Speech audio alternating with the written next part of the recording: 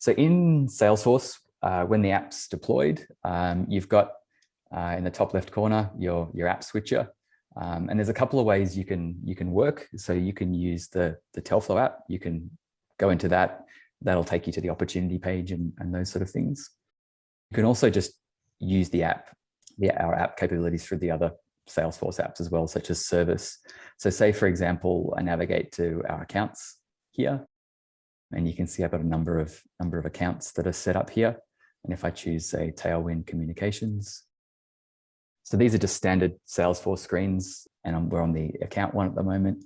We can see that we've got an opportunity that's been created here for Tailwind, the Australian sites. So what I can do here, for example, is just click New. This is a standard opportunity screen from Salesforce. We'll just set the close date. We'll say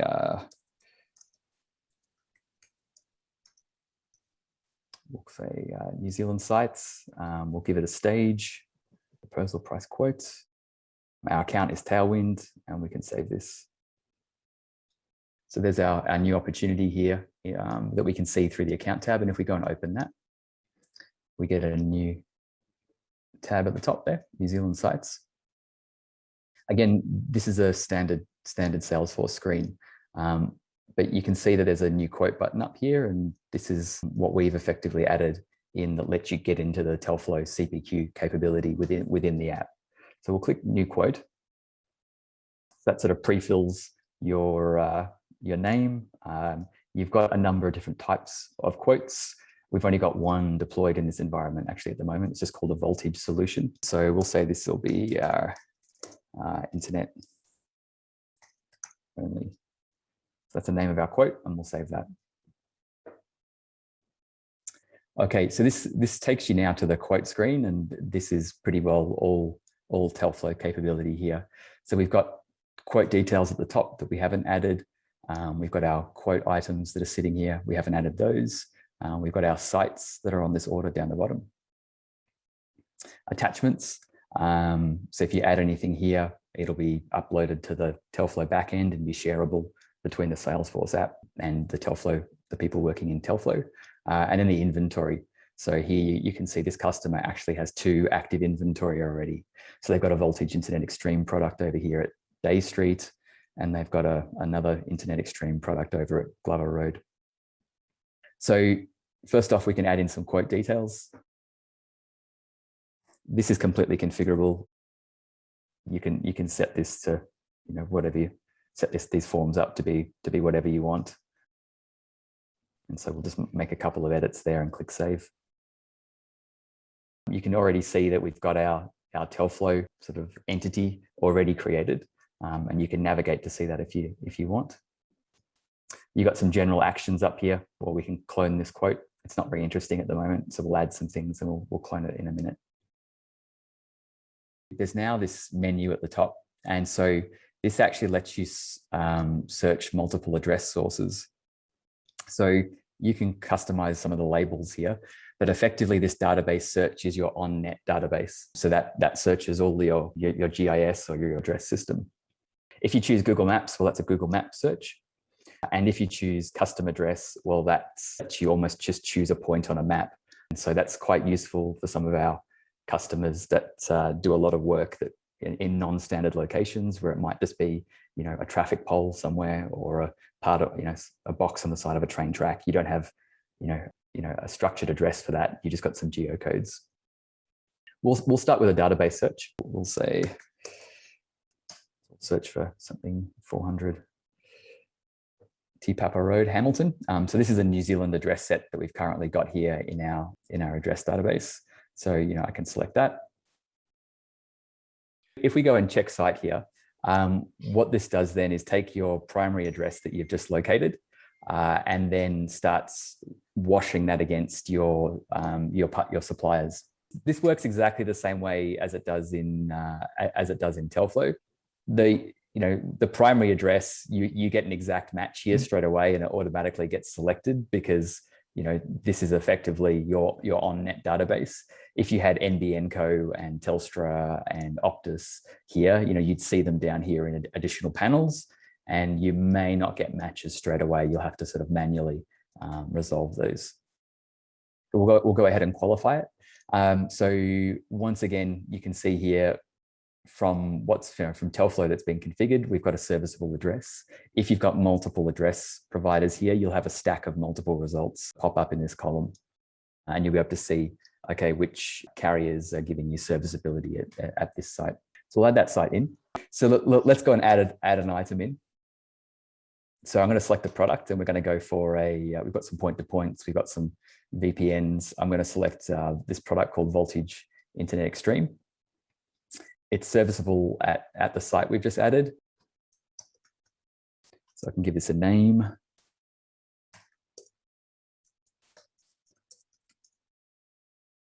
I can give it a reference if I want. So here you can see we've got some of the order attributes. You know, I can ask if I want to expedite a delivery. I can put in a site contact. And then we've got our actual product configuration here. So I can choose my bandwidth, routing protocol. I can choose my SLA class. You can see as we're choosing these sort of attributes, on the right, we've got our products pricing, popping up. So for example, if I add a firewall, so we've got our NAT enabled and the capacity is, well, let's change it to medium. So we've got our medium capacity to $80 a month there. We can add in IP addressing, DDoS. We've actually got a couple of types of DDoS configured here, an advanced one and a basic one. We've got advanced with, we can choose automatic migration. And so you can see all those sort of charges popping up as this is configured.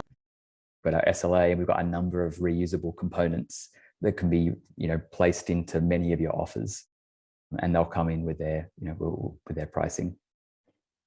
I can select my contract term here, 12 months, 24 months, or none. So I might be happy with this, this particular order.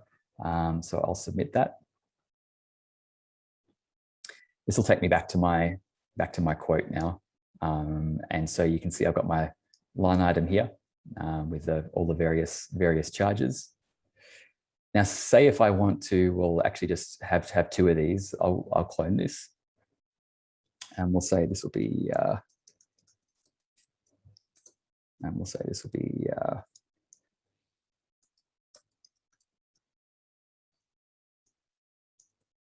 Internet Glover Road that I want to add this to.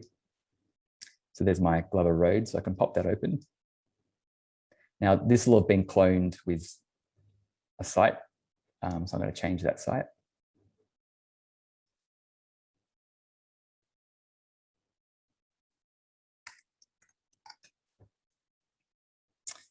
So I can go through sort of qualifications. I'll do 200E Glover Road. We'll add that in. You can go through this kind of address match process, but it matches straight away because we've used the primary address, the OnNet database in both cases, qualify it. So it's coming back qualified, and we can click change. So now we've got our Glover Road address up here. I might want to just do a brief edit on this, and we'll say, well, let's downgrade the bandwidth to 250, 100. We'll still take a 12-month contract, and we'll click save.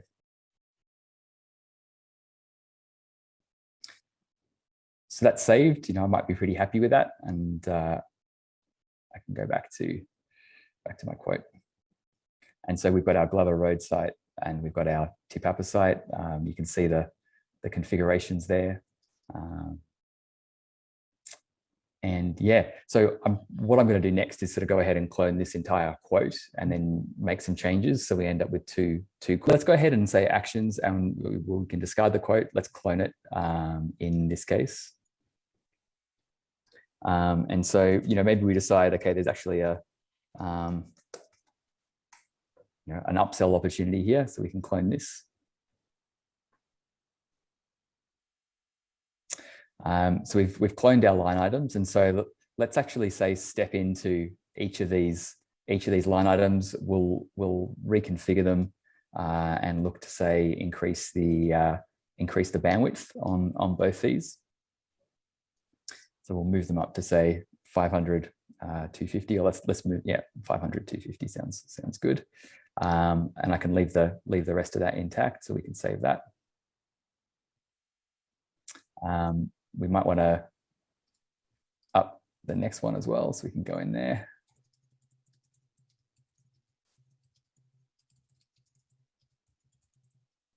And yeah, let's up this to 1,500.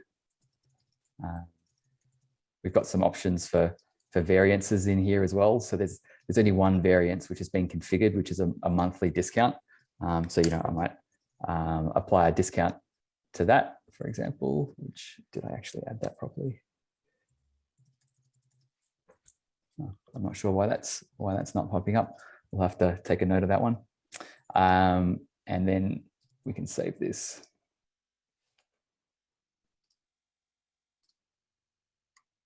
So if we go back to our quote, we've now got those 2 line items there, and we might want to add in a new one. So let's select in, say, Zoom. And say,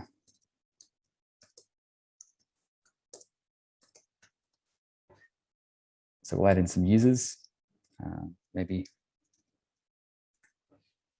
20 basic users. I think these particular products have some tiering on them, so you can see we're sitting in this, so some of these different pricing brackets. We'll add that in as well. And then if we add, say, Office 365,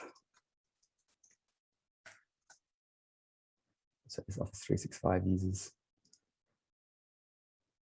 and again, this is sort of tiered pricing. We'll pretty much leave that as is, and we'll add that in. Okay, so we've got looking at our line items now. So we've got our 2 sites, Internet and Glover. We've got our Zoom rooms and 365 users. If we actually go back to our opportunity here, don't know why that blocked me. Okay, so we've got our New Zealand sites, Internet and Cloud, with our 2 totals here. We can see the two total prices. They're both in a draft state. So I can present both of those to the customer and then decide which one I want to go ahead with. As we discussed when we're looking at the roadmap, we've got primary quotes coming up next month. So that'll let you flag one of these as a primary and then map or automatically map the total price up to the amount here against your op. Yeah. So let's assume that we're happy with this quote and we want to start pushing it through a process. So up here you've got request quote, and effectively you can request your quote here, and that moves it through to the a pricing review stage. And this is probably where your own Salesforce processes will pick up this particular order and then begin a deal approval process. So by the end of next month, we'll effectively have an event that comes through from Telflow into the Salesforce platform events, and you can subscribe to those events and then trigger your own workflows and your own Salesforce processes as those events come through. So for now, we've just got a manual kind of process here. So we'll generate the quote and then we can go ahead and submit our order. So effectively, this takes us into Telflow. So if I was now looking at, as a back of house operator, I'll see that, okay, well, there's actually an in progress order that's come in, and we can see that this is our top level quote, and we've got a couple of line items sitting here. So we're not really going to showcase much in Telflow, but there'd be business processes against each of these configured to actually fulfill those on your network, coordinate any activities with human tasks. This has been set up in a really, really simple way. So I can just pop these open, I can click accept order, and I can complete the order. I'll do that for the other item as well here. So I'll accept the order, and we'll complete the order. both line items are complete, so I can complete the actual, parent order container here. I think for our next demo, we'll have some automated processes wired up at each of the layers here. So this whole thing will just shoot through to completion straight away. If we go back to our order here, you can see that we're now in a complete state. And actually our inventory over here on the right-hand side, that was at 2 previously, but you can actually see that's now up to 4, because we've had another couple of internet services that have been activated.